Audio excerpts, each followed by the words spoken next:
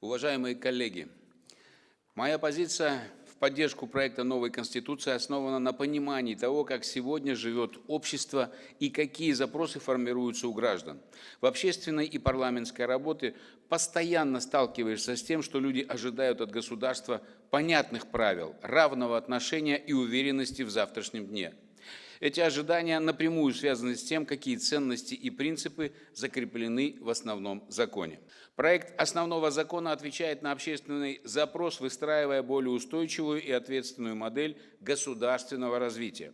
Он ориентирован на долгосрочную перспективу, в которой государство осознает ответственность перед будущими поколениями. Речь идет о сохранении окружающей среды, обеспечение общественной безопасности, устойчивой экономики и социальной стабильности как взаимосвязанных вещах. Важным элементом проекта является усиление роли гражданского общества, свобода деятельности общественных объединений и расширение возможностей участия граждан в общественной жизни создают условия для постоянного диалога и общественного контроля. Это делает систему управления более открытой и понятной, а принимаемые решения более взвешенными. Особое значение имеет укрепление общественного согласия и единства. В многонациональном обществе имеют уважение за достоинство каждого человека, равноправие и включенность в общественные процессы создают прочную основу для стабильности и безопасности.